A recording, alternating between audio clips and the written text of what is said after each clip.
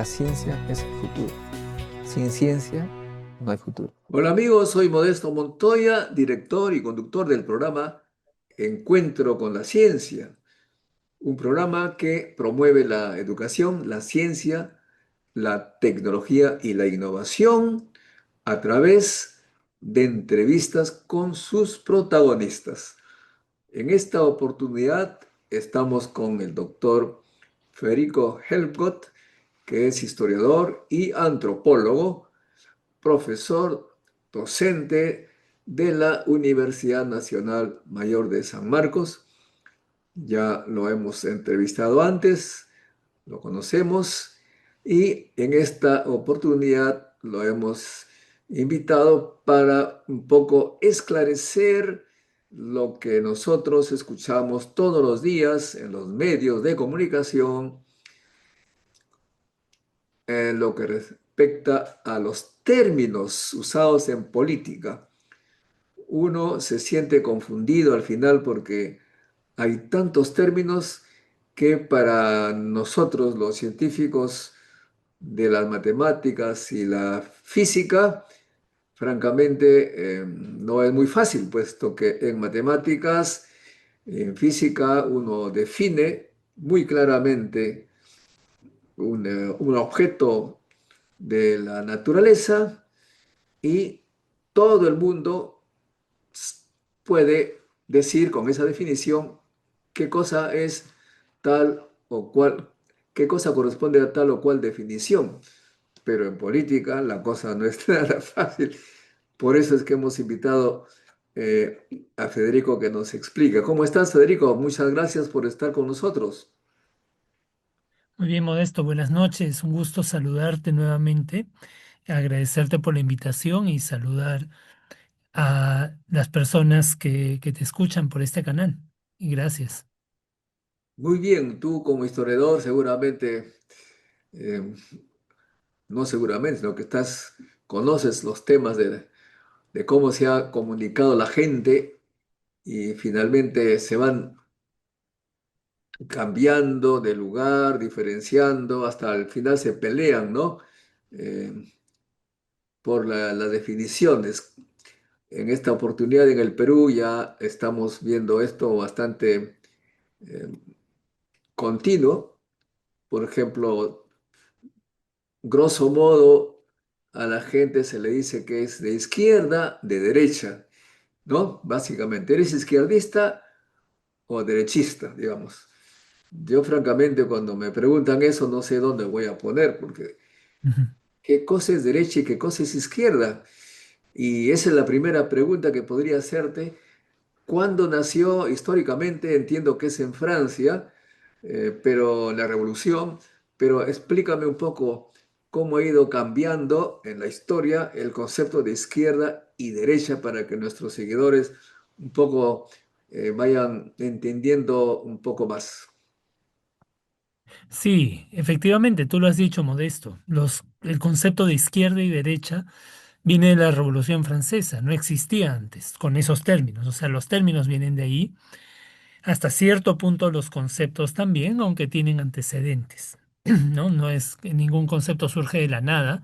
Los términos sí se empezaron a usar por primera vez en ese sentido en la Revolución Francesa. Algunas de las ideas que asociamos hoy en día con izquierda y derecha tenían raíces más antiguas, pero digamos de manera muy incipiente. Básicamente, ¿por qué se dice izquierda y derecha?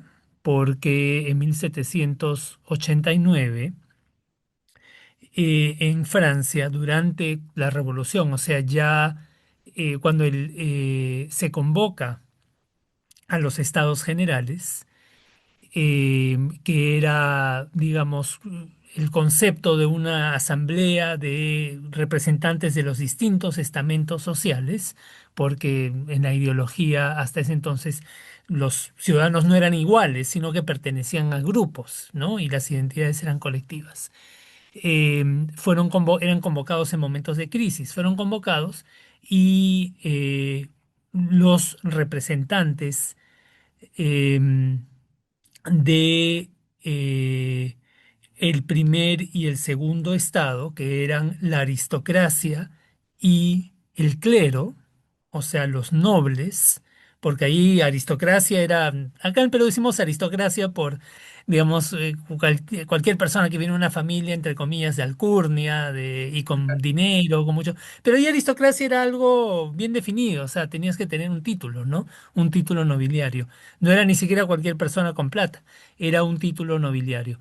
Ellos eran el primer estado. El segundo estado era el clero, era la Iglesia Católica, y en el tercer estado estaban supuestamente todos los demás, ¿no? El tercer estado, o sea, que eran la burguesía, todos los que no eran nobles ni la Iglesia, se sentaron en el lado izquierdo, mientras que la aristocracia y el clero se sentaron del lado derecho. Y la aristocracia y el clero en ese momento eran los que estaban interesados en frenar el desorden social, en mantener la sociedad jerárquica, en mantener el orden tal como era hasta ese entonces, con mínimos cambios, mientras que representantes del tercer estado, en mayor o menor medida, querían un cambio más radical.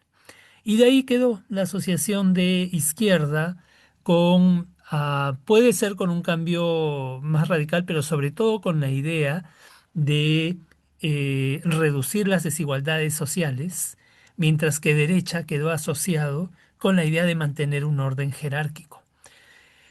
Pero claro, de ahí han habido cambios, mutaciones, pero algo de esa idea se mantiene todavía. De ahí vienen esos términos. Ahora, eh, si es que la gente quiere identificarse como derecha, como izquierda, eso es decisión de cada cual y no en todos los países realmente está, digamos, la política se rige según esas coordenadas. Y no es algo que se extendió al resto del mundo de la noche a la mañana, tomó tiempo en llegar. Si vemos la política peruana del siglo XIX, a veces es difícil decir quién es derecha y quién es izquierda. Es más, esos términos no se usaban todavía. Van a llegar al Perú recién en el siglo XX, como algo de uso para hablar de la política acá en el Perú, ¿no? Quizás se usaban para hablar de Francia, pero en textos sobre Francia, pero para hablar sobre la política de acá es realmente ya en el siglo XX. En el siglo XIX en Latinoamérica, por supuesto, hay divisiones ideológicas como liberales y conservadores.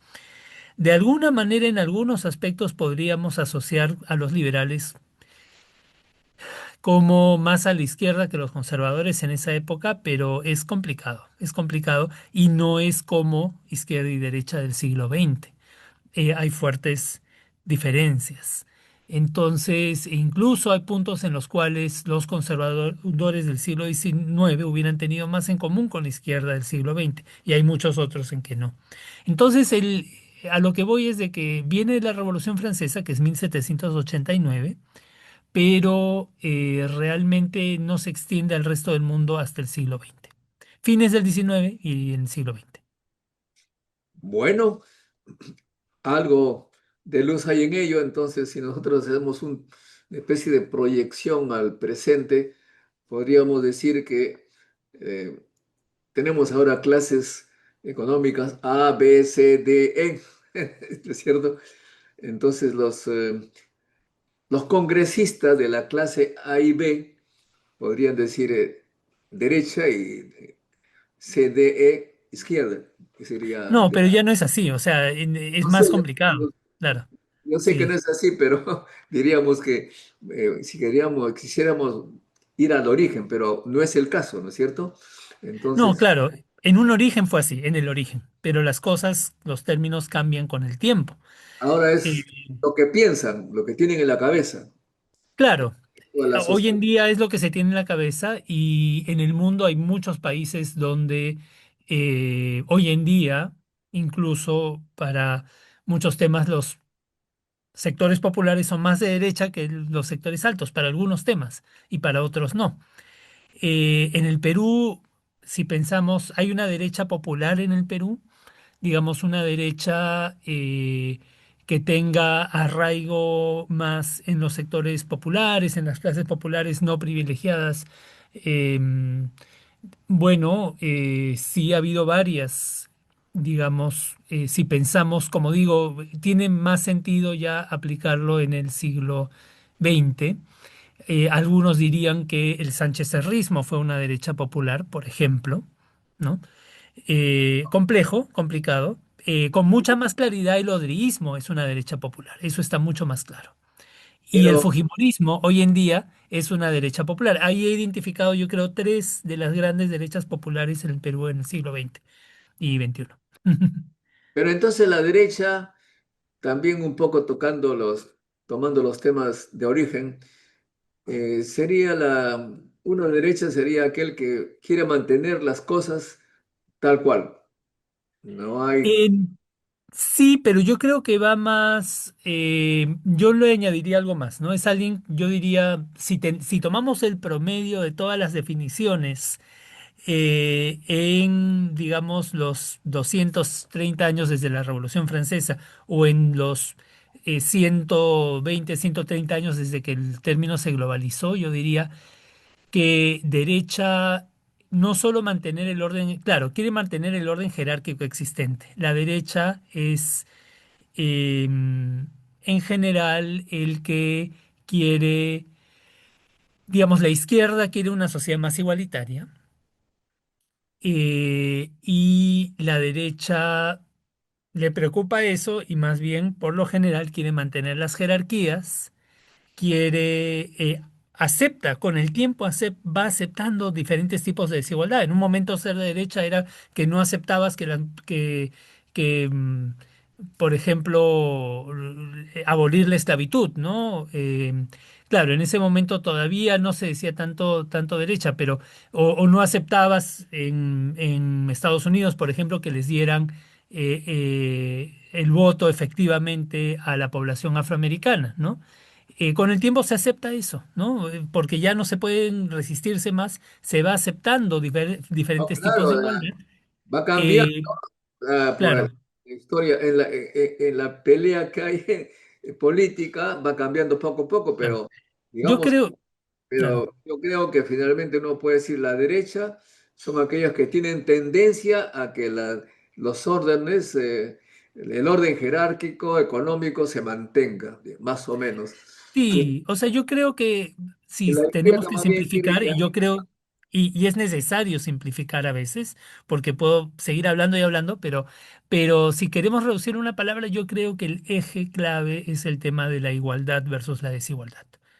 Eso es lo que separa en la izquierda de la derecha. bueno, y entonces, y los que están en el centro, algunos dicen que no son ni chicha ni limonada. ¿Cómo podríamos a lo del centro?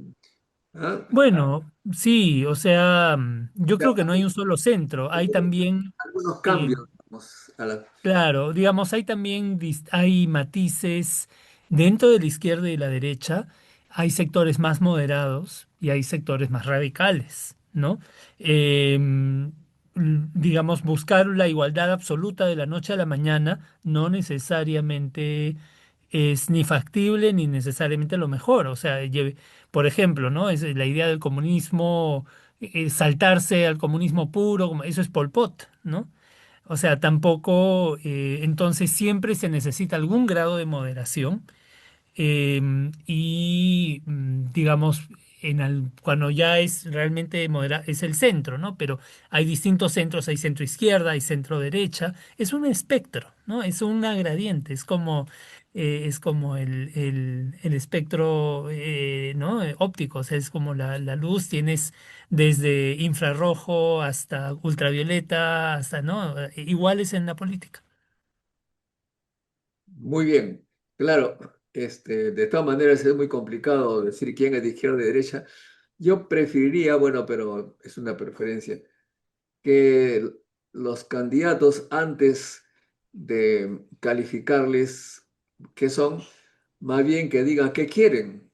Yo quiero tal cosa y la población escoge, pues, en función a la idea, no al calificativo que le pueden dar a la persona, me parece, ¿no? Pues, ahora, pero en el Perú se ha complicado más porque se usa también hoy en día, está de moda los caviar, ¿no? Que también dicen que tiene origen francés. ¿Podrías explicar eso? Sí, Parece bueno. Los franceses nos han enseñado un montón de cosas para estudiarnos, ¿ah? Sí. Bueno, caviar viene, sí, es un término originalmente francés, em, que sí, como, y se ha popularizado en muchos, en Perú es probablemente uno de los países donde más se ha popularizado el término, no es en todos los países. Como muchos deben saber, el caviar es la huevera del pescado, ¿no? Es un término ruso para huevera de pescado, para los huevos de pescado, que en Rusia se come mucho. eh, no es necesariamente una comida de élite ahí, ¿no? Es algo, es parte de la comida rusa.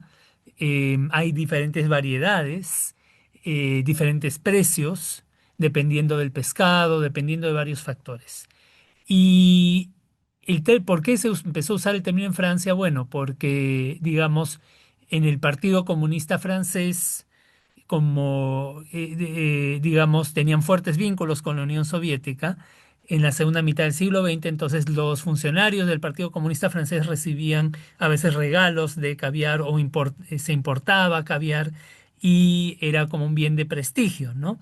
Em, y ahí sí, quizás asociado, era algo especial, o sea, ya fuera de Rusia es algo más especial.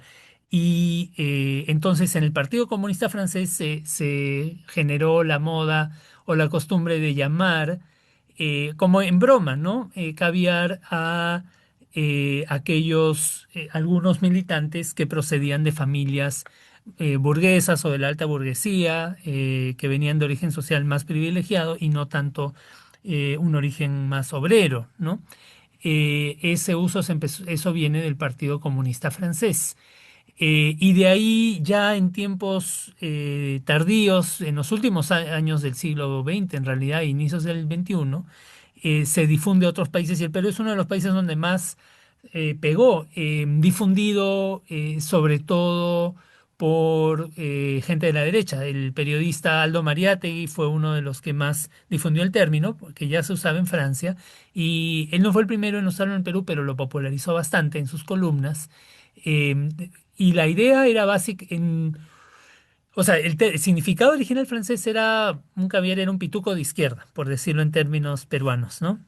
Llega al Perú con ese significado, pero acá también se empieza a asociar con ciertas cosas que supuestamente les interesa a los que les apasiona más supuestamente a los pitucos de izquierda, ¿no? Los derechos humanos, la democracia, la gobernabilidad, ¿no? En épocas en que ya el socialismo estaba en declive en todo el mundo y en el Perú también como movimiento político, la Unión Soviética eh, había desaparecido, la izquierda peruana, como en muchos países, había colapsado políticamente y ya, digamos, el horizonte de la revolución socialista parecía haber retrocedido, ya no era más, y lo que quedaba era la lucha contra la dictadura fujimorista en el Perú, lo que quedaba era la lucha por los derechos humanos y esos fueron identificados como valores caviares que eran de una élite mientras que, digamos, la antigua base popular de la izquierda luchaba por sobrevivir y ya no se involucraba en la política, estas élites, digamos, ubicadas en parte en ONGs, eh, porque era también la era ya de las ONGs, entonces eran las que promovían este tipo de valores de izquierda, pero postsocialistas, ¿no? Derechos humanos, democracia, eh, etcétera. De ahí viene, y así es como el término llega al Perú. Y luego, en años posteriores, sectores de la izquierda lo han empezado a utilizar también muy fuertemente, particular el Partido Perú Libre, Vladimir Cerrón, etcétera, en su pugna interna, podemos decir, con otros sectores de la izquierda, llamándolos caviares.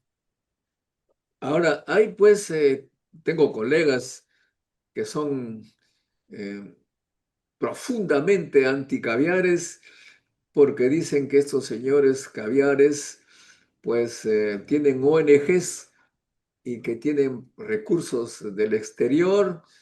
En la mañana conversaba con uno de ellos justamente para este programa él decía, por ejemplo, que son gente que defiende a las personas que se consideran haber sido melladas en sus derechos, defienden en los juicios contra el gobierno los indemniza, qué sé yo, 500.000 soles por algo, y estos caviares se llevan la mitad o algo así.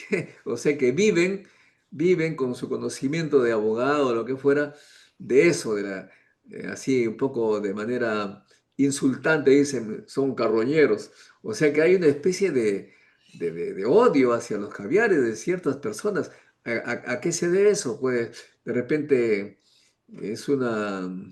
Porque de todas maneras, si el Estado está violando los derechos de un grupo de personas y nadie los quiere defender, yo veo natural que si hay un grupo lo hace y que cobra por ello, no veo para mí dónde está lo negativo, pero eso genera bastante rencor, ¿no?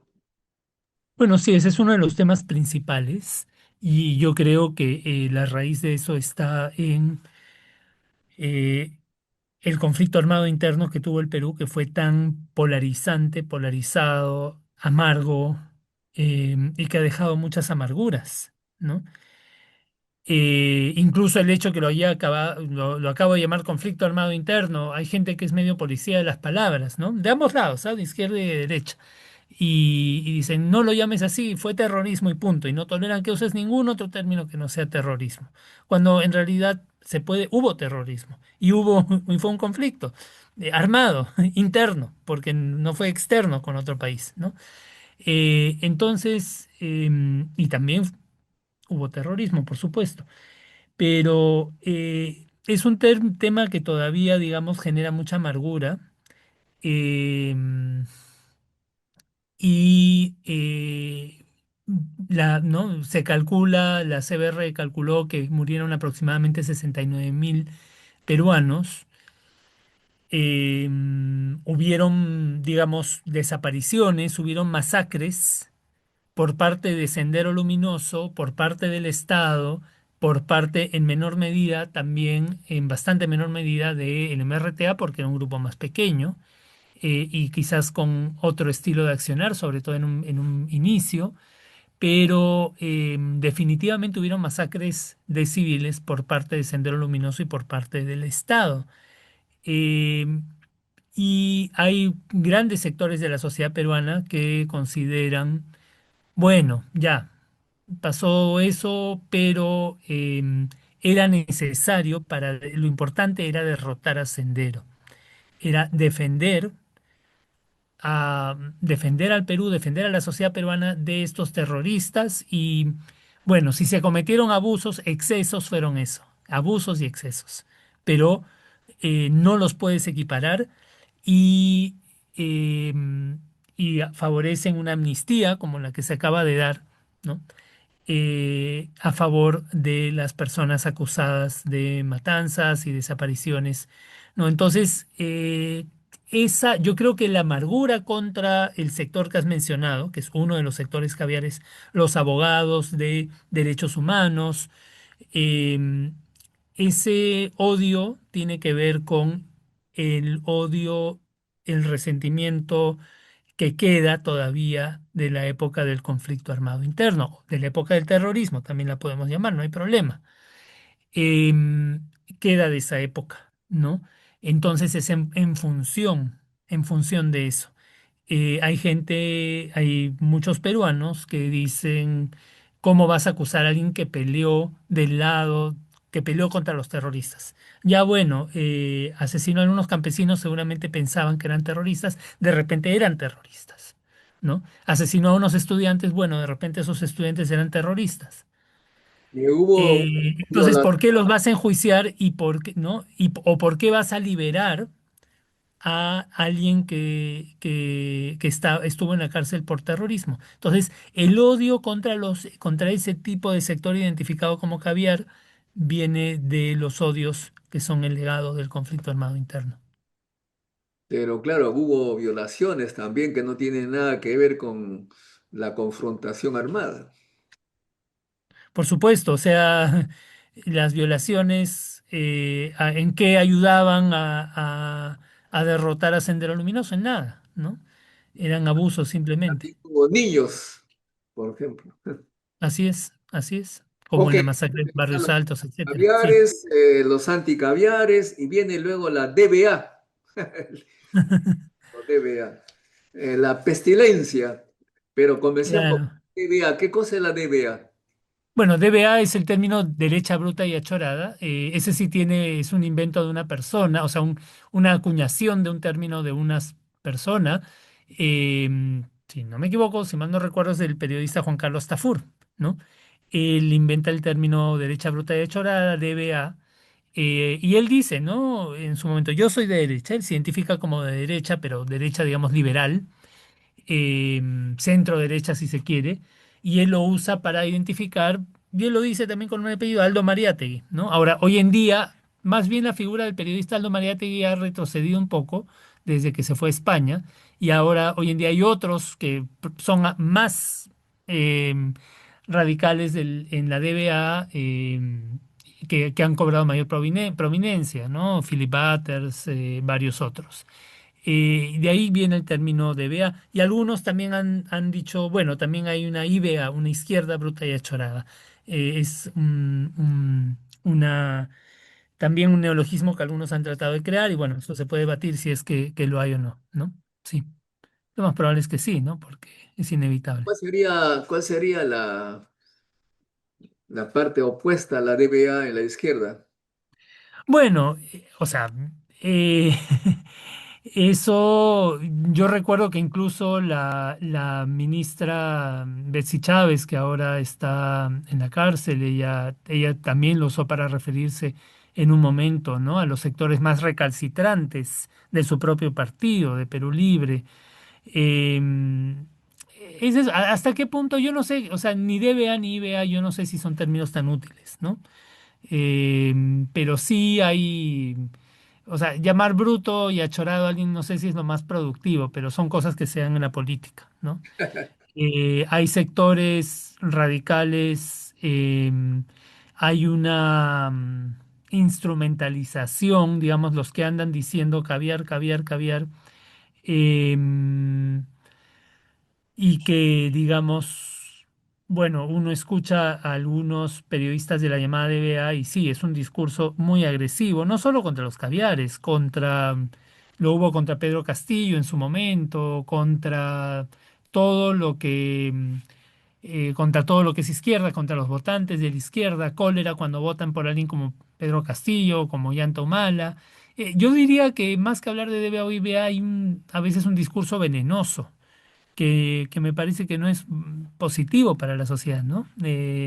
Deberíamos saber, pues, discrepar, pero esos discursos venenosos contra sectores enteros de la población me parece que no son tan útiles. Muy bien, ahora viene el otro término ya más, digamos, general. Le- Se habla de dictadura, de democracia. Bueno, hay varias veces que he escuchado en los medios de comunicación a lo largo de la historia reciente que le preguntan a un candidato, a ver, ¿Cuba es dictadura? ¿Sí o no? O sea que es una especie de binario, ¿no? El binario. ¿Dictadura? ¿Cuál sería lo opuesto a la dictadura? Sería la democracia, supongo, ¿no? ¿Qué cosa es la dictadura y qué cosa es la democracia? Para saber si tal o cual país es democrático o dictatorial. No sé. ¿Cómo tú definirías la democracia? ¿Cómo tendría que definirse? ¿O cómo define la gente, los periodistas? ¿Qué entienden por democracia y qué entienden por dictadura? Claro. Bueno, eso sí son términos que vienen no de Francia, sino de la antigua Grecia. Em, Se hablaba, o sea, la dictadura era supuestamente un régimen político en que había una persona que estaba empoderada para decidir las cosas y que ejercía un gobierno más bien despótico, ¿no? pero que no era un rey hereditario, ¿no? Sino era alguien empoderado en el momento por sus cualidades personales para eh, decidir las cosas. La democracia se suponía que era más bien una junta participativa de iguales, iguales entre ellos, no necesariamente entre toda la población, que más bien tomaban decisiones más de forma más deliberada, tomando en consideración distintas posiciones y con va implícito alguna idea de una igualdad. Pero como digo, esos términos cambian tanto con el tiempo y son tan complejos porque, por ejemplo, en la antigua Atenas, donde supuestamente es la cuna de la democracia, pero había esclavitud, ¿no? O sea, tenían esclavos. La democracia era un gobierno de iguales entre un reducido grupo, que eran los que decidían. Mujeres tampoco estaban incluidas, ni mujeres ni esclavos, o sea, la mayoría de la población. Eran hombres dueños que tenían propiedades, que tenían cierta posición. Y eso ha sido, digamos, en los breves momentos en la historia que han surgido así, digamos, episodios democráticos, ha sido siempre digamos, han sido excluyentes. Es solo ya en los últimos tiempos, muy últimos, que realmente se pretende que una democracia incluya a todos los habitantes adultos de un país. En el siglo XIX todavía había muchas restricciones a quién podía votar y no en muchos países. En Inglaterra todavía habían requisitos de propiedad, en muchos otros países también, incluso cuando llegaba a haber el voto, las mujeres no pudieron votar, bueno, en el Perú hasta 1956. em, el voto también antes de eso era indirecto, ¿no? En el siglo XIX era el voto, eh, era en muchos lugares indirecto, que era casi inevitable debido a las distancias, ¿no? Entonces no podías contar y la tecnología no estaba para contar todos los votos a la vez, entonces se elegían representantes que luego elegían al gobernante.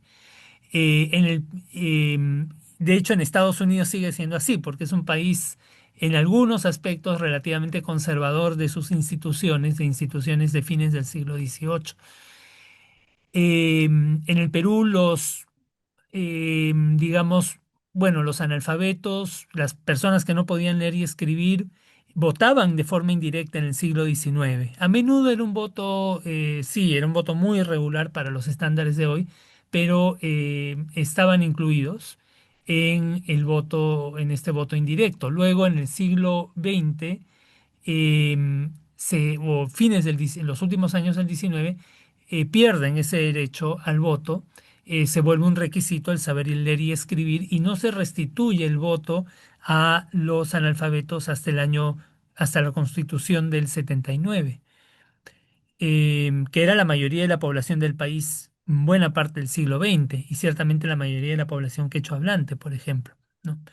Entonces, a lo que voy es de que siempre este tema de la democracia ha sido bien relativo. Y solo para dar una ilustración de otras complejidades, recordemos que em, hay países digamos, de partido único, con sistemas de partido único, que en su nombre, en el nombre del país, de la república, estaba la palabra democrático, ¿no? Eh, la, mm, ¿no? La República Popular Democrática de Corea, es Corea del Norte. Alemania Oriental era la República Democrática Alemana, la RDA, ¿ya? Porque democracia, si bien muchos lo asocian hoy en día con libertad, también iba de la mano de una idea de igualdad, ¿no? Entonces, es como que uno ambos conceptos, la idea de que un grupo de iguales decidan, y no una sola persona, sino que decidan mediante procedimientos, tomen las decisiones deliberadamente. Entonces, esa idea de igualdad, habían regímenes en el siglo XX que decían, bueno, eh, no, no, El gobierno va a ser de este partido, es el único partido permitido y eso no se va a cambiar. Eso no se puede, no pueden votar por un partido distinto, pero nosotros practicamos, tenemos un sistema más igualitario y por tanto somos la verdadera democracia. ¿Ya? Entonces eso sería el caso de la República Democrática Alemana, de Corea del Norte. Recordemos que incluso Sendero Luminoso hablaba de nueva democracia. La idea de, ¿no? Y Sendero Luminoso pues está en un extremo de, ¿no? Digamos, a la derecha le gusta pintar como que todas las izquierdas son iguales, pero para Sendero Luminoso la RDA era revisionista porque estaba alineada con Moscú y eso era anatema para Sendero Luminoso. Pero también Sendero Luminoso tenía esta idea de nueva democracia, la idea de que hay una democracia verdadera y que eso que las élites dicen que es democracia, esa democracia parlamentaria, donde cada 4 años o cada 5 años eliges a un parlamento y a un presidente, eso es una falsa democracia, ¿no? Entonces, hay la idea de que hay falsa democracia y habría una verdadera democracia en algún momento. Pero por eso decía, en este momento, ¿cómo definiríamos democracia para saber si tal o cual país es democracia? No, claro. Es que ahí sí yo creo que mucho depende, son términos muy manoseados, muy manoseados. Creo que hay que ser más específicos. Digamos, una democracia parlamentaria, una democracia liberal, una democracia electoral, donde la gente, una democracia multipartidaria. Yo creo que ese es un término, por ejemplo, relevante. Es un término que sí significa algo. O sea, Democracia multipartidaria. en el fondo creo que la idea que se tiene, me parece, a ver qué opinas tú, que democracia significa que ha habido eh, una elección donde no ha habido trafa, ha habido todo el mundo ha puesto su voto y sale el ganador, eso es democracia. Parece que la democracia está definida, está relacionada con la elección, nada más. Lo que ocurre después puede Claro, ocurrir. ese es el concepto hegemónico de democracia, o hegemónico o quizás simplemente dominante de democracia hoy en día en el mundo. Sí, efectivamente, ¿no? Que, bueno, democracia es donde van a votar, la gente va a votar cada 5 años o cada 6 años o cada 4 años o lo que sea, y el resto del tiempo, nada, lo deja todo en manos de esas personas y no puede hacer nada. Em, y sí, ese es el concepto dominante, pero es contestado, ¿no? O sea, muchos, digamos, ¿hasta qué punto es eso realmente democrático? Esa es una pregunta abierta. Yo no creo que esa sea una pregunta definida. También existe el ideal, por ejemplo, de la democracia directa, ¿no? De algunos grupos anarquistas, anarcosindicalistas, que ha habido a lo largo de la historia, la idea de que no sea solamente que delegues, como en una democracia, eso se llama democracia representativa, que tú delegas, dices ya, yo no voy a decidir, estas 100 personas o estas 200 personas van a decidir, pero nosotros decidimos quiénes son esas 200 personas. Eso es democracia representativa. Está el concepto también de democracia directa. No, en el día a día también hay muchas cosas que se tienen que decidir consultando a la población, lo cual muchas veces es impráctico, pero a veces se hace en la forma de referéndums, ¿no? Martín Vizcarra hizo un referéndum mientras era presidente, eh, en el cual ganó, por ejemplo, la posición en contra de la bicameralidad, pero eso luego se ha desconocido, ¿no? Eh, Algunos dicen que en el futuro, con las nuevas tecnologías, será posible que haya una mayor democracia directa, que todo se decida por mayoría, por un voto, ¿no? No todo, pero muchas cosas, y no solo cada 5 años. Puede ser que algún día se llegue a esa utopía, digamos. La democracia representativa, que es el ideal en la mayor parte del mundo hoy en día, y que se afianzó, digamos,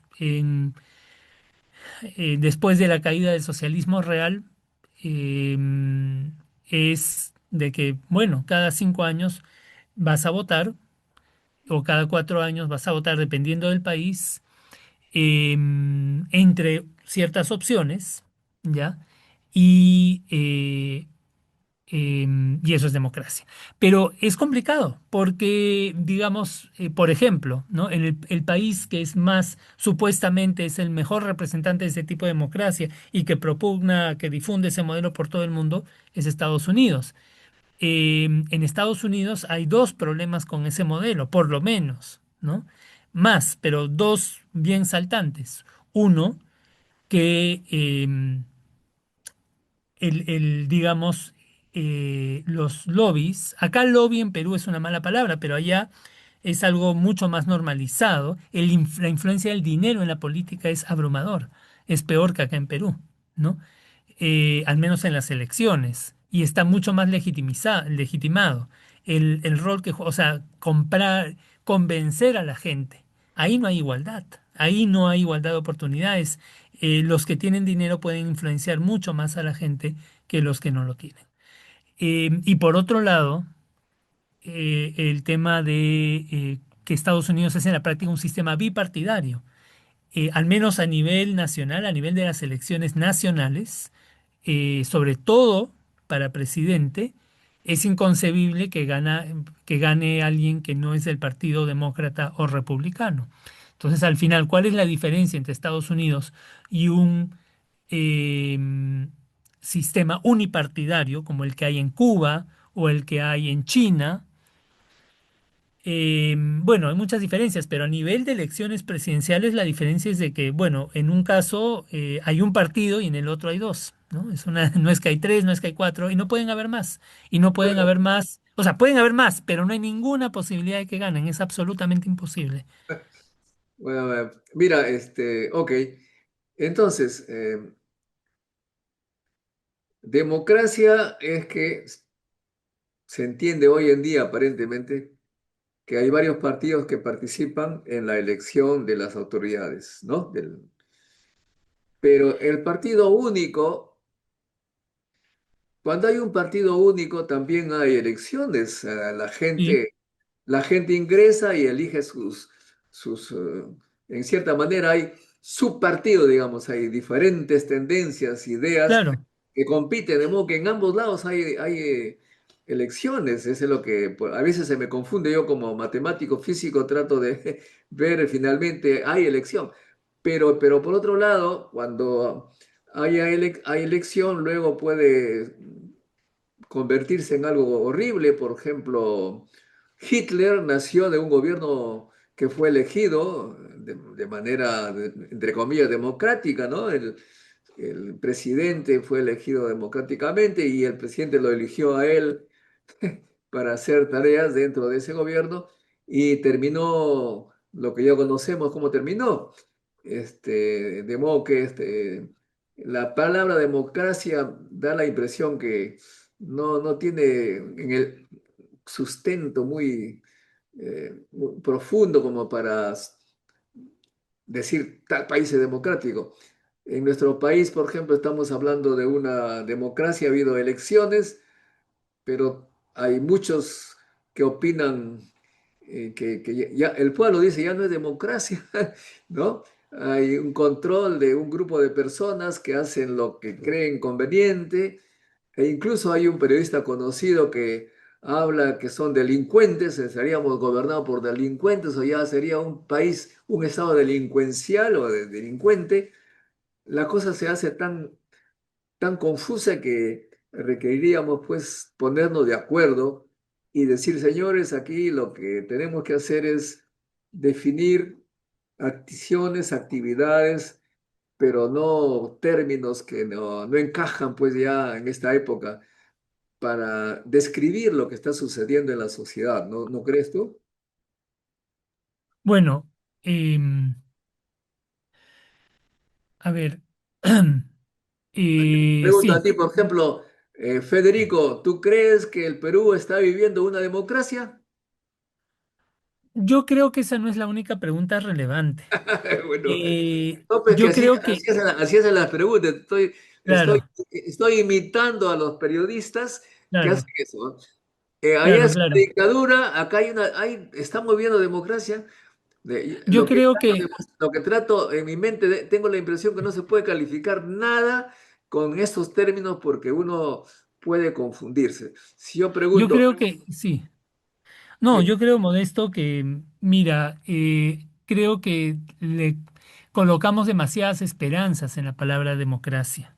ah, Bueno, yo creo que hay que construir la mejor democracia que podamos y hay que definir qué significa democracia para nosotros. exactamente, exactamente. Pero, em, o sea, las democracias no son mágicamente, no es de que todo funciona bien en ellas. Recordemos en el Perú, eh, nuevamente, el conflicto armado interno fue y las matanzas que hubieron y fue durante supuestamente democracia, ¿no? Cuando habían elecciones y todo eso en la época, en los años 80 en los gobiernos de Fernando Belaúnde Terry y de Alan García.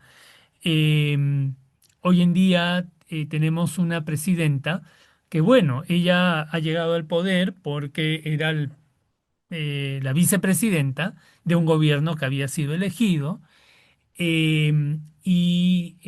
pasó lo que sabemos que pasó. Si es que ella conspiró, si es que, bueno, ese es otro tema, ¿no? Pero, digamos, ella llegó al poder por esa vía, porque el presidente dejó de ser presidente, fue vacado por el Congreso después de su intento de cerrar el Congreso y por tanto se le dio su lugar a la vicepresidenta. Y la vicepresidenta ahí, en aras supuestamente defender la democracia, diciendo que era para defender la democracia, reprimió las protestas a sangre y fuego, con un saldo de por lo menos 50 muertos, ¿no? Y eso es lo que ha pasado. O sea, si es que es democracia o no, creo que habría que especificar. Cuando la gente plantea esa pregunta, quiere decir, ¿es un sistema justo o no? No, no lo es. ¿Es un sistema igualitario? No, el Perú no es un país igualitario, es un país profundamente desigual. Es un país donde Un hay país, dicen libertad de algunos, protestar, por ejemplo. dicen algunos que es un país racista, que es todavía peor. Bueno, hay mucho racismo en el Perú, como en muchos países, ¿no? Yo creo que claro, ya no es como antes, pero todavía hay mucho racismo, hay mucha injusticia, mucha desigualdad. Los manifestantes, hay libertad, por ejemplo, cuando eran las protestas contra Dina Boluarte, acá en Lima, si mal no recuerdo, hubo un fallecido. En Puno, en Ayacucho, hubieron decenas de fallecidos, ¿no? ¿Por qué esa diferencia en la forma como eran reprimidos? eh, Ahí hay claramente una desigualdad y una falta de libertad. La idea de que por salir a protestar te disparen, pues eso no es una sociedad muy libre, ¿no? Habiendo sobre todo hoy en día otras formas de dispersar y de controlar la protesta. Entonces hay que ser más específicos. Si la pregunta es democracia o no democracia, a menudo eso termina siendo ideológico. La gente define como democracia los países que les gusta y como no democracia o como dictadura los países que no les gusta. Yo creo Exactamente, que a la eso democracia es un buen ideal, es algo por lo cual hay que luchar, pero también esa lucha es por definir qué es la democracia. entendimos, ya está ahora clarísimo. Muchas gracias, Federico, que nos pongas en eso, ¿no? Me ha gustado esa palabra. Definimos democracia a los que nos gusta y dictadura a los que no nos gusta. Pero, bueno, vamos a, por favor, a, a- a ver si tienes tiempo para responder las preguntas de los seguidores, que son bastante, algunos, bastante, exigentes, digamos. Dice Tommy, Tommy nos saluda, Jorge Pérez dice, sociedad igualitaria ¿en qué? ¿Igualitaria en qué? Eso pues, alguien dijo, los hombres son iguales, unos más iguales que otros. Pero en fin, ¿ qué opinión te merece esa pregunta? ¿Igualitaria en qué? Bueno, eso es también algo que hay que definir. No se puede ser una sociedad perfectamente igualitaria en todo. Yo no creo eso.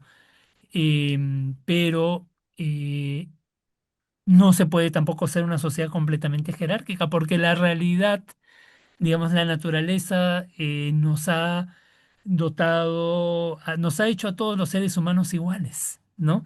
Y eso se gestó porque a lo largo de decenas de miles de años, bueno, no voy a entrar en todo ese tema, pero las otras especies de humanas que habían desaparecieron, en parte porque se mezclaron con nosotros, con los Homo sapiens, y al final hemos terminado siendo una sola especie.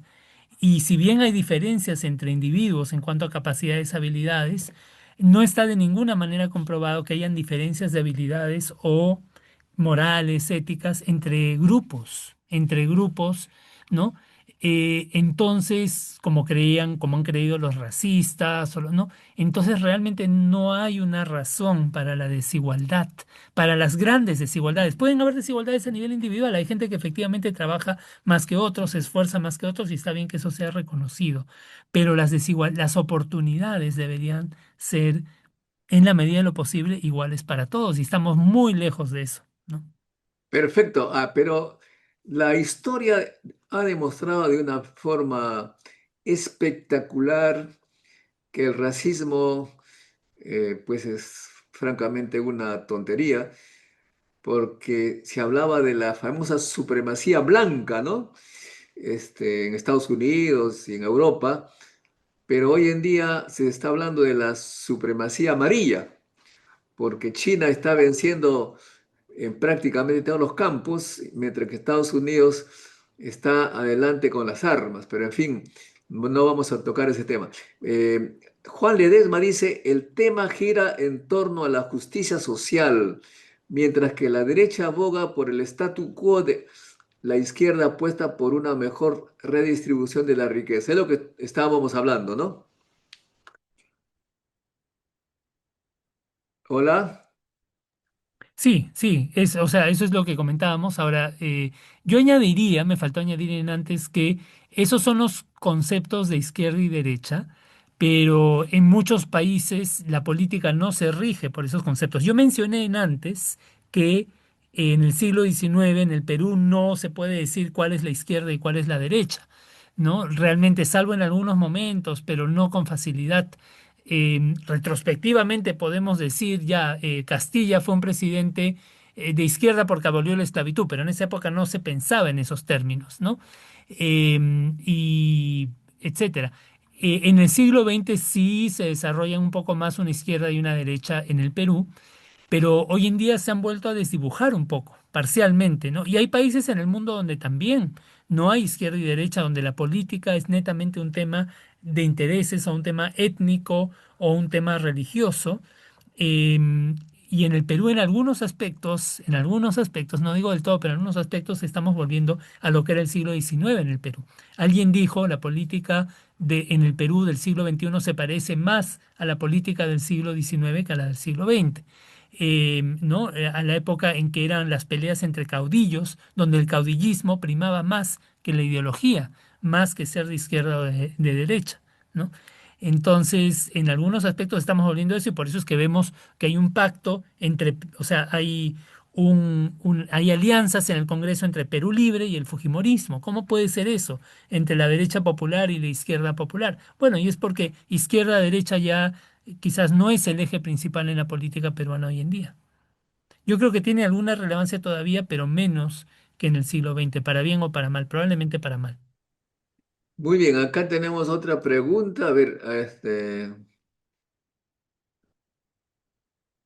ver, algo ha pasado con las preguntas acá. Se nos han ido.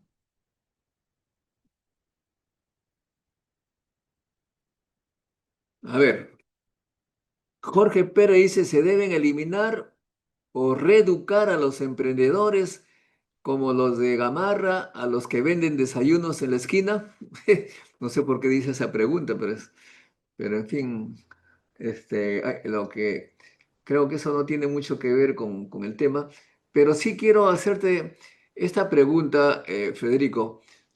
Los derechos humanos, por ejemplo, que no hemos tocado el tema, fueron, en cierta manera, incorporados, mejor dicho, el Perú fue incorporado a esta institucionalidad de los derechos humanos, eh, vigilado desde el exterior, ¿no?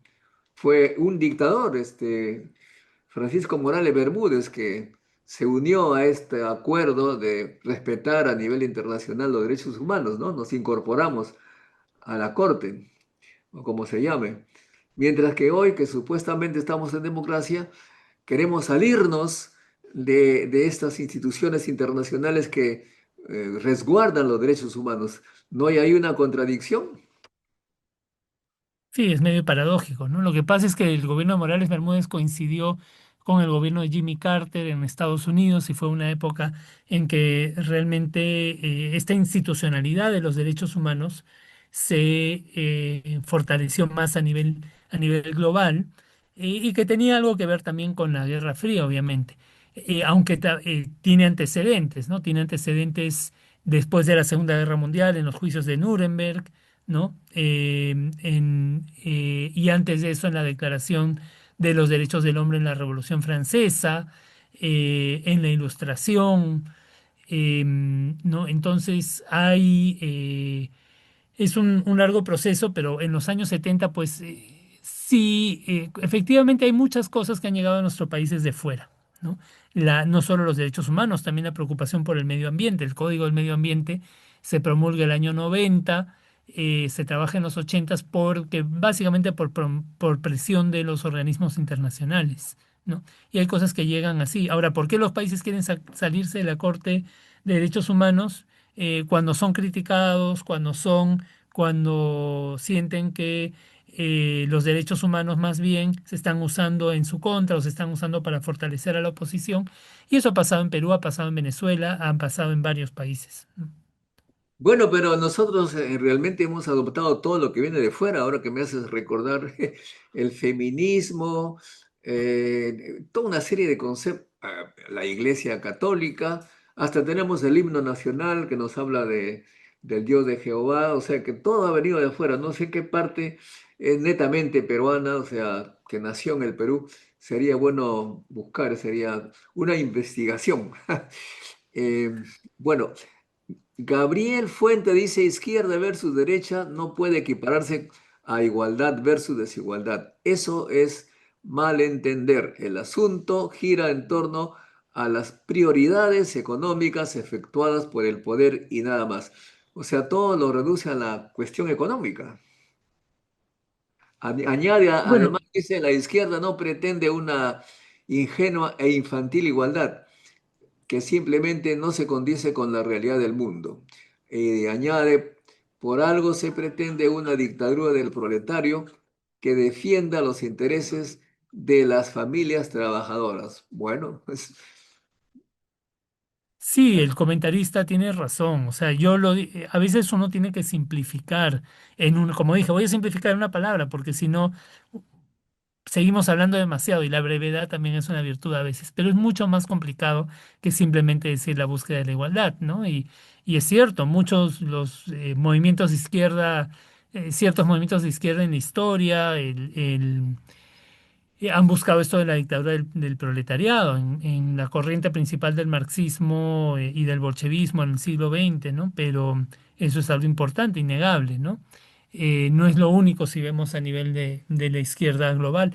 La idea de la dictadura del proletariado es de que por un tiempo, pues para quitarle poder a los sectores dominantes, a la burguesía en el capitalismo, tienes que tomar el poder para la clase obrera, ¿no? Y ejercer, y que no puedes quedarte en una democracia parlamentaria durante ese periodo de transición hacia una sociedad más igualitaria, ¿no? Eso es cierto, eso ha sido una idea importante de la izquierda. Ahora, si es que es aplicable hoy en día, probablemente cualquiera que trata de hacer eso, bueno, se va a ver al menos si está empezando desde un régimen parlamentario, va a tener problemas. Hay países donde, digamos, bueno, China nunca ha sido verdaderamente una democracia parlamentaria, ¿no?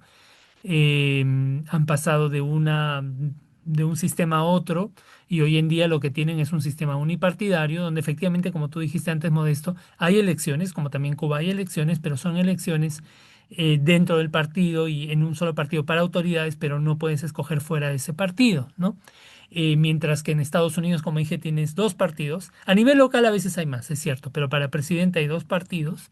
Y en el Perú tienes cualquier cantidad de partidos que cambian, que mutan, que se alquilan, que son vientres de alquiler, es el opuesto, ¿no? Es amorfo totalmente. Y que en la práctica lo que son es en parte una vuelta al siglo XIX, al caudillismo. Eso es lo que ha pasado.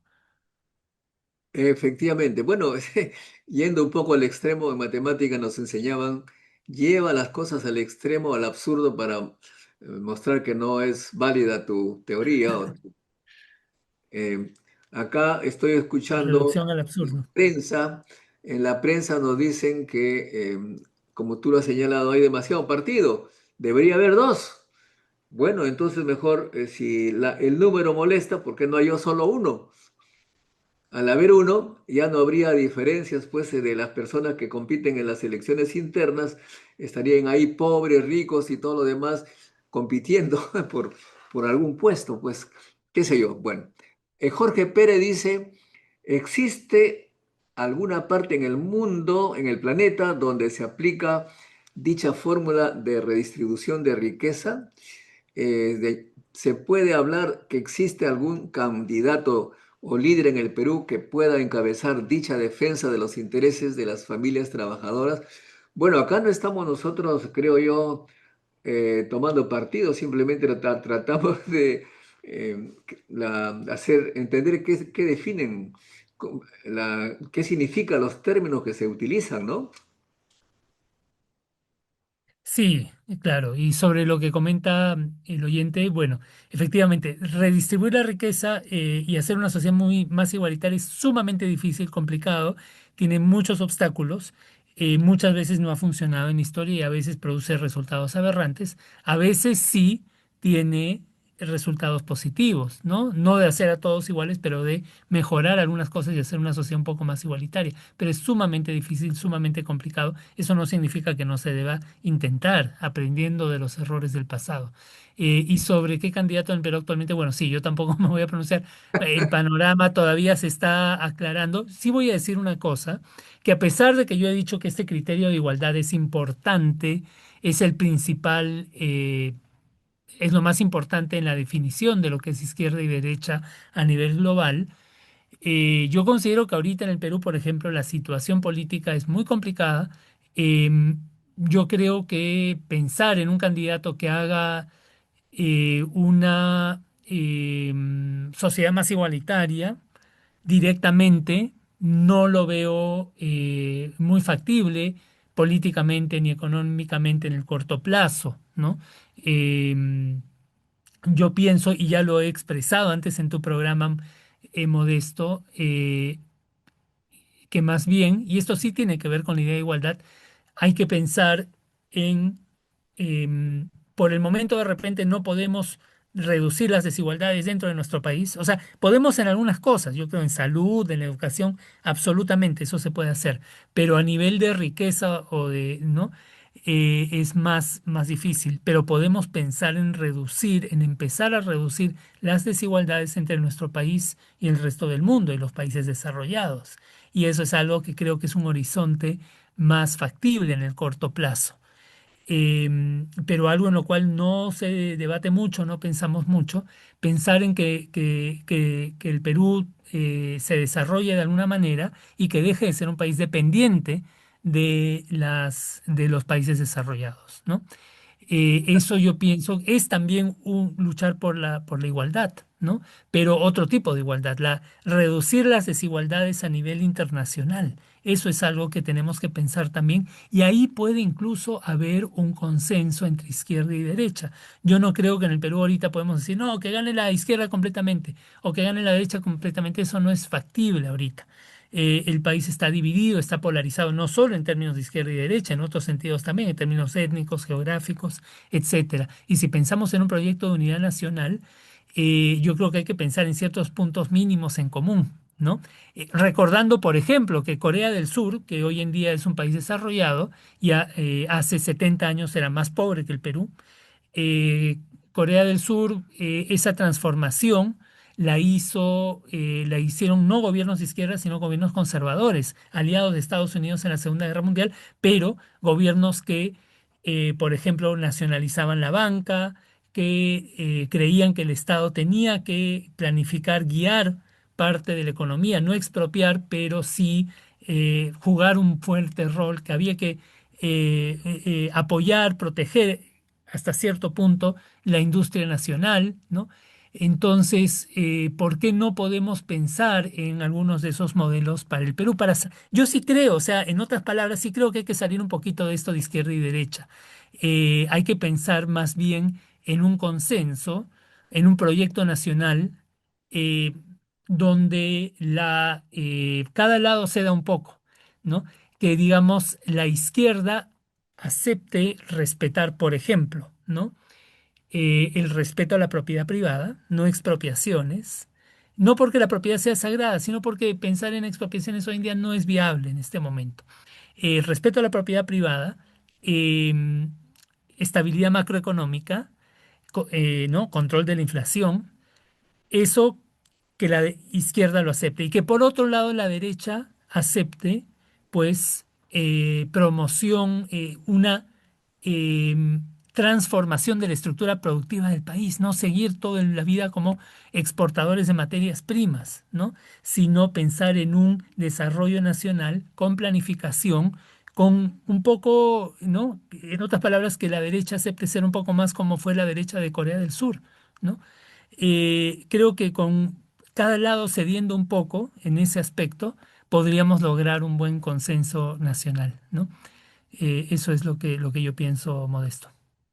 Ahora, yo podría añadir algo, ¿no? Cuando se habla de igualdad económica, nosotros parece que vamos en sentido contrario de la presidenta que se asigna sueldos que es 35 o más veces lo que recibe un docente universitario jubilado, ¿no?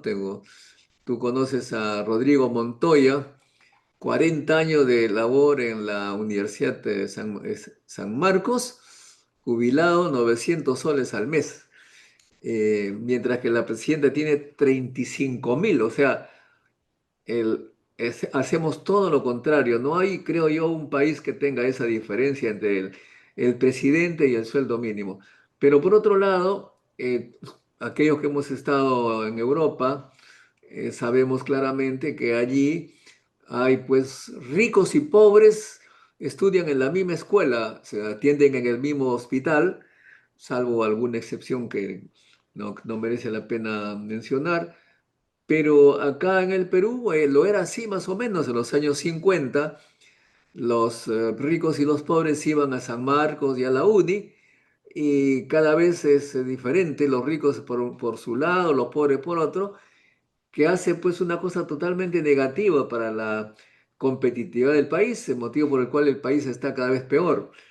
Pero, o sea, no es que se trate aquí de hacer igualdad económica de todo el mundo, pero lo que se está haciendo es más bien todo lo contrario. Nos diferenciamos cada vez más de los países que de alguna u otra manera han hecho una gran tarea democrática, de luchas sociales o como se diga, ¿no crees tú? Sí, absolutamente, ¿no? La salud y la educación están cada vez más mercantilizadas. Y sí, si pensamos en los países más exitosos en el mundo, en su mayoría, pues bueno, en Alemania la educación es casi totalmente pública. em, la, la, la salud en gran medida también, ¿no?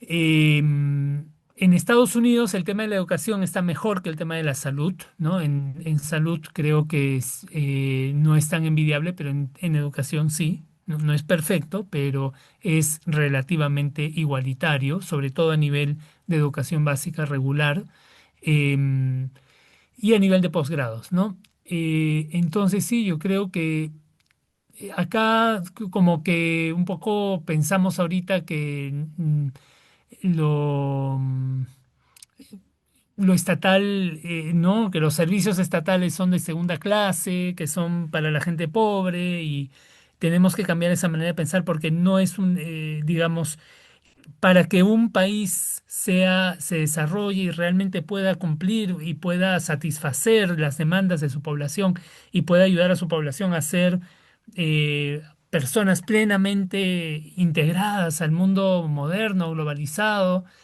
tiene que haber un Estado fuerte con fuertes servicios, con buenos servicios, ¿no?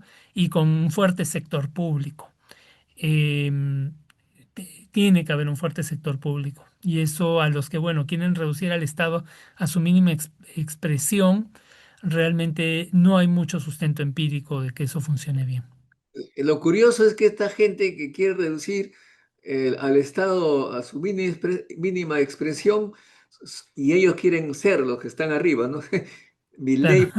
Milei, por ejemplo, quiere borrar el Estado, pero está a la cabeza del Estado. Todo el mundo que se me vaya, me quedo solo, un poco más bien parece dictador. A Gabriel Fuentes, que hace varios comentarios, uno de ellos dice, un caviar no solo es un pituco de izquierda, un caviar es un socialdemócrata que no tiene nada claro el rumbo político, ni advierte con precisión la coyuntura social del país, dice. Precisamente por este malentendido es que un caviar es pernicioso, ya comienza la bronca acá, genera desunión y buscando progresismo defiende los intereses del capital. Como DBA no va a ser útil, dice, se pregunta, ¿cómo? Resume perfectamente el comportamiento histórico de la derecha peruana. O sea, para Gabriel Fuentes, la derecha peruana ha sido DBA siempre, eh, que ha usado la violencia para perpetuarse en el poder y para afianzar su opinión.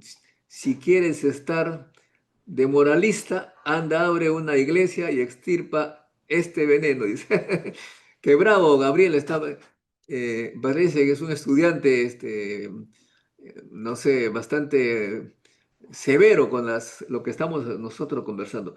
¿Ah? Si va a hablar de la antigua Grecia, debería mencionar que democracia es la antigua Atenas, era uno de los peores sistemas de gobierno según la República de Platón. Habla de Grecia, pero no menciona que para ellos el mejor sistema de gobierno era la aristocracia. Se lanza un discurso muy largo, precisamente lo que busca China replicar cuando dice que practica una meritocracia neoconfuciana.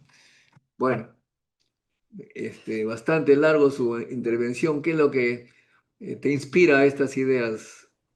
No, mira, yo dije que a mí personalmente no me gustaba tanto el término DBA, pero si al oyente le gusta, bueno, yo usé el término venenoso, que es no, mucho más. Cuando yo pienso en alguien como Philip Butters o en alguien como Aldo Mariatti, yo pienso venenoso. O sea, sí, pues no, sino es una cuestión de preferencias, de términos, ¿no? Sobre esto de caviar, claro, o sea, yo hablaba del origen de caviar, en su origen era un pituco de izquierda. Ya el término ha ido tomando nuevos significados, sobre todo en el Perú, y claro, a veces se usa para, también desde la izquierda, desde sectores más duros de izquierda, se usa para denotar eh, s- ciertas preocupaciones que supuestamente son de los pitucos de izquierda y que no son del pueblo, ¿no? Preocupaciones por ejemplo, cuestiones cultural, del género, ¿no? Igualdad de género, derechos humanos, justamente. Y eso es bien complicado porque esas cosas sí son importantes, ¿no? Pero claro. Yo creo que sí hay una crítica válida a cuando sectores de la izquierda abandonan las cuestiones económicas, las cuestiones de clase, sí, algunos le llaman a eso caviarismo o ser caviar, ¿no? No sé si yo lo llamaría así, pero sí es, porque creo que no hay que abandonar esas cuestiones, no hay que abandonar, que es al final un moralismo, ¿no? Decir, no, ya no vamos a hablar de la desigualdad, ya no vamos a hablar de las injusticias socioeconómicas, sino de cómo debe ser la gente y todos tienen que ser así, ¿no? Irse contra el machismo, irse contra el racismo y todo lo. Y claro, eso puede devenir en un cierto elitismo, aunque eso no quita que igual la lucha en contra del machismo y el racismo sean cosas importantes, pero tiene que ir de la mano de una preocupación por la desigualdad socioeconómica. Bueno, Em, nos estamos dando largamente la hora, pero aquí José uy, Antonio sí, Paiva nos exige, nos dice, Definan qué es democracia y definan qué es dictadura. Bueno, un poco complicado, ¿no? No, o sea, bueno, si tenemos, claro, como en antes definir izquierda y derecha, a ver, si tenemos que definir en una palabra, o sea, democracia vendría, la idea de democracia va asociado a igualdad, participación y libertad. Es una combinación de esas tres, ¿ya? Pero eso deja un amplio margen para que dentro de eso algunos digan, no, este país es una democracia verdadera, la otra es una democracia falsa, esto es democracia, la otra no lo es, ¿no? Pero creo que va asociado a esos tres conceptos. Participación, igualdad y libertad, una combinación de ellos. Y dictadura sería lo opuesto de eso. Dictadura sería donde una persona o un sector manda y los demás tienen que obedecer y no pueden ni participar, ni pueden ser libres, ni pueden ser iguales de la persona que manda, ¿no? Em, Eso diría. No sé si es suficiente para él, pero bueno, he tratado de reducirlo a pocas palabras.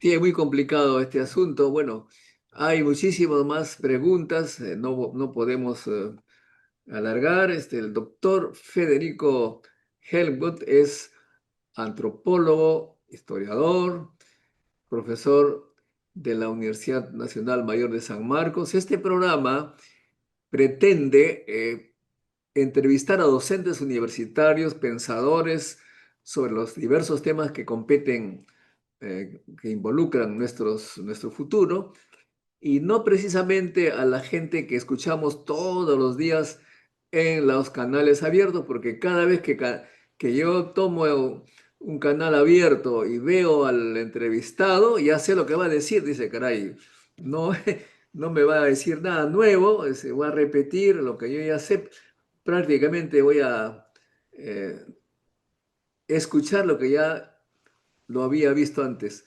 En este caso, invitamos a científicos sociales que de la academia analicen.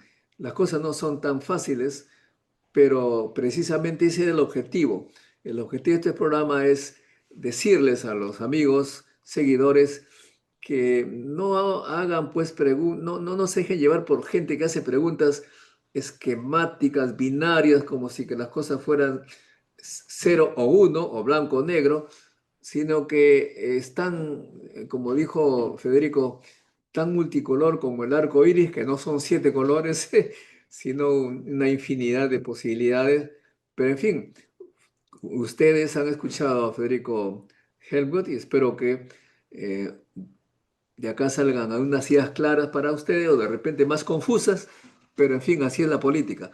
Gracias, amigo Federico, y saludos a los amigos de la Universidad Nacional Mayor de San Marcos. Y a ustedes, amigos de seguidores, no se olviden de hacer el like, compartan este programa con sus colegas y, por supuesto, si no lo han hecho, suscríbase. Hasta pronto. Gracias, Federico. Hasta luego. Muchas gracias, Modesto. Gracias y gracias a tus oyentes. La ciencia es el futuro. Sin ciencia no hay futuro.